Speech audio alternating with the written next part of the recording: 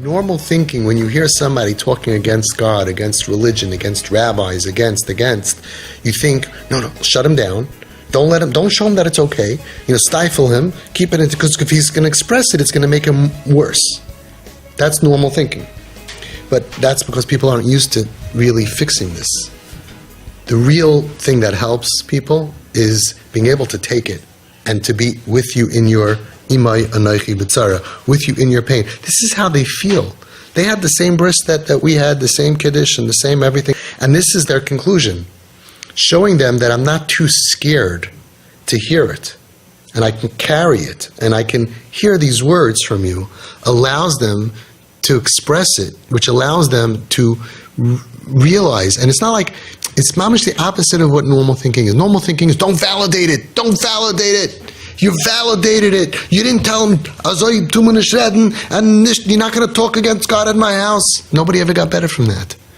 On top of the pain and the feelings is now I'm in communist Russia that I can't even express myself. You're so nervous about your God, you think like he's going to die if I say these words, And the first time that I heard it, I was shocked. I didn't know what to do. It took me a long time to realize that I was able to tell kids, you could tell me anything. I'm not worried about Hashem. He's very big. I don't have to worry about him. He's not going to crumble up and disappear, run away. And neither am I. I want to hear your experience. Oh, the rabbis are the smelly old rabbis. This is why they talk, right? And they curse.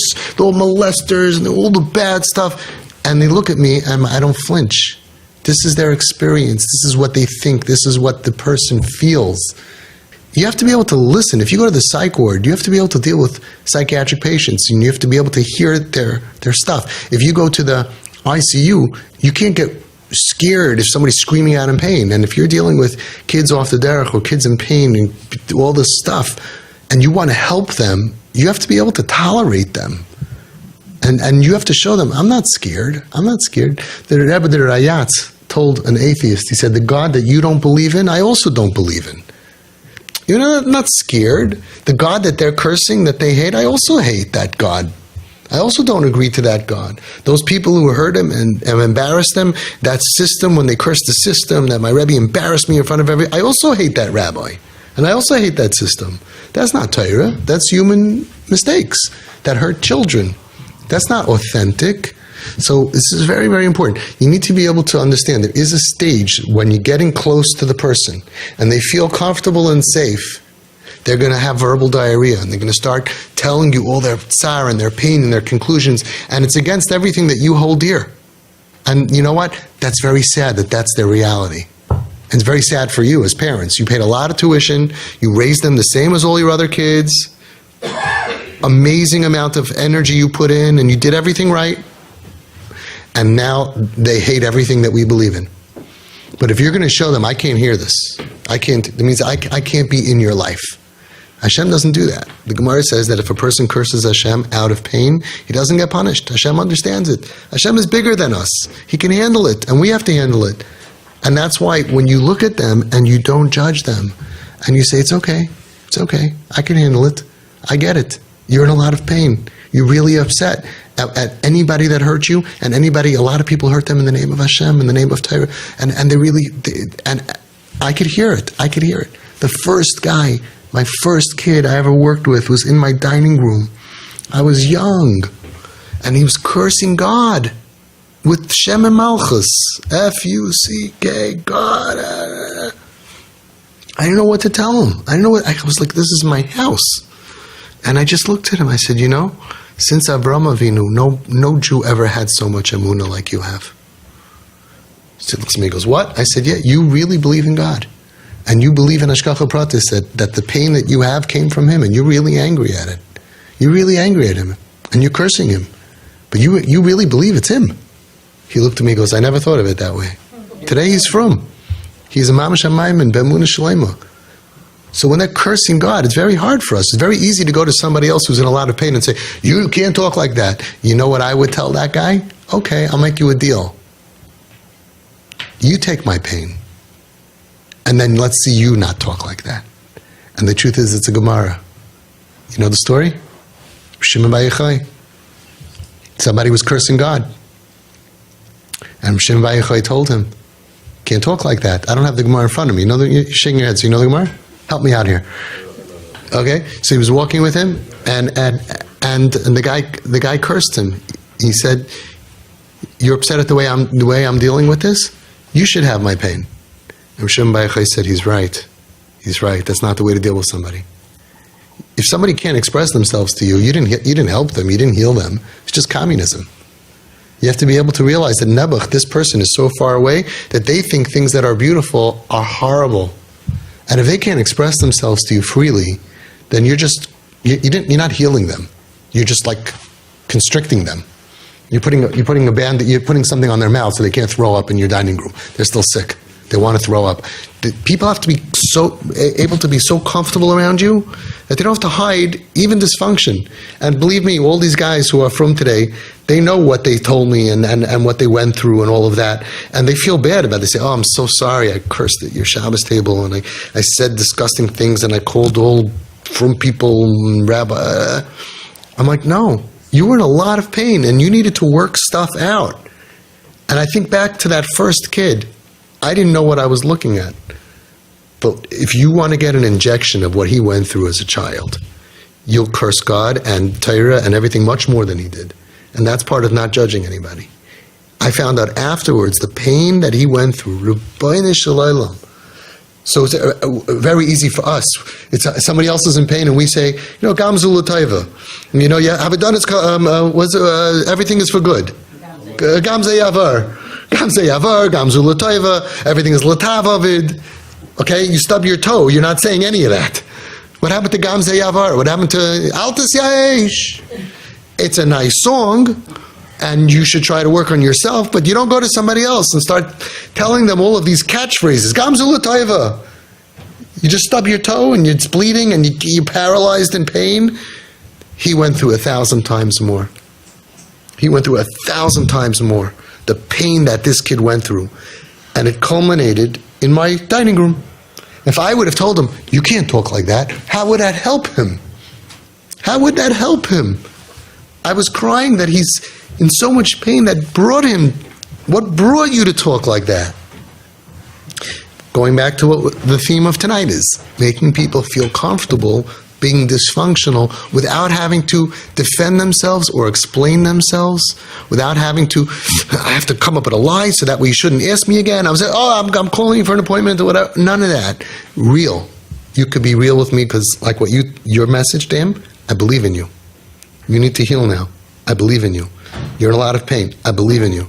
Trust me, if we developed an injection into our veins and we had to put their pain into our system, we wouldn't last 30 seconds. We'd sound just like them. They're in a lot of pain. So what you're doing is creating an atmosphere, a real atmosphere where you don't have to defend yourself because you believe in him. And you don't think, no, let me make him uncomfortable and then he's going to get a job and then he's going to work. No, you believe in him. You trust in him. Look at the difference.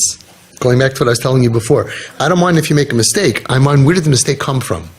If you're on a path that I trust my kid, then you'll bake trust into him and he'll feel that you trust him and then he can open up to you and then he can heal.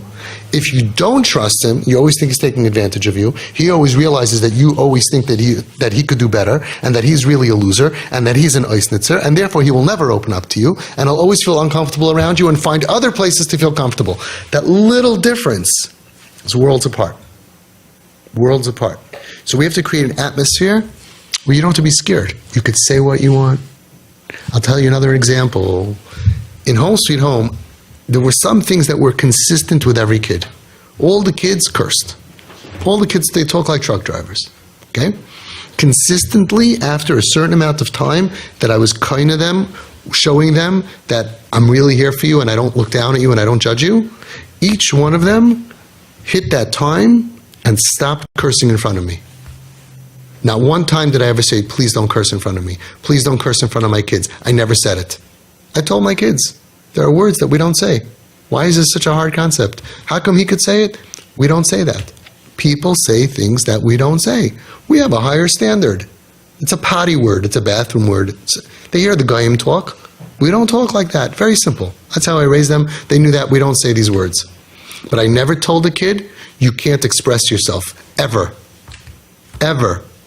Other volunteers, I had the most amazing volunteers in the world, but some of them would tell them, please don't talk like that, please don't curse, please don't play this, please don't do this, please don't say this, please don't, this joke, this is off color, this, standards, and they always cursed in front of them. But for me, they would curse, and it would come to a point, like after a few months or whatever it was, when they hit that stage, and I was like amazed, because they would curse and they would say, "Oh, I'm so sorry," as if I'm like Kodesh Kodashim, and I would always say, "You don't have to apologize." I would say the same thing again. You never have to apologize. No, I don't. And I saw how when their chashivas of me went up in their eyes, that they were machsh of me, that I'm non-judgmental, and you could say whatever you want, then they wanted to put me on a pedestal where I don't curse in front of Avi.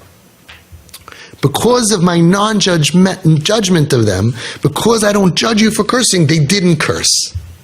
And other people who kept on, again, please don't curse. Remember I told you, I'll take you out, but I'm not, but put on yarmulke, all these stuff, they're always in a war. And they can't stop. They're always got to prove I'm independent. Nobody's going to tell me what to do. But once I told them, I'm not here to tell you what to do, then why should they curse? Then they're just mellow, they're just calm. They were able to act so much more respectful to me after we got through that initial phase where they poked me and tested me. Is this guy for real? And each guy who moved in didn't say, oh, the first 10, the first 20 said he's good. No, each guy poked me from, tested me and poked me and got themselves thrown out and broke rules. And I had to come up with ways to keep them in the program, even though they broke the rules. But nobody's going to know, just me and you, okay? I really like you. I really think that you have so much potential. Let's not tell anybody else. I told one kid, if the board finds out about what I did, they're going to fire me. There was no board. I had officially a board once when I opened up the congregation. I had a meeting, I had a board. I never contacted them. I said, if the board finds out, because the kid, he broke one of the 3 cardinal sins. He did a really bad thing, and I have a whole story about that in a different place. But the bottom line is, I said, I don't want to throw you out, but I'm risking my whole job here. So if you're watching, he doesn't know until now. Now he knows. What? There's no board? Yeah, he did a terrible thing, and I said, it's just going to be our secret, because I really believe in you. Am I going to regret it? He was like shocked. No, I'll risk everything for you. That's what we have to do.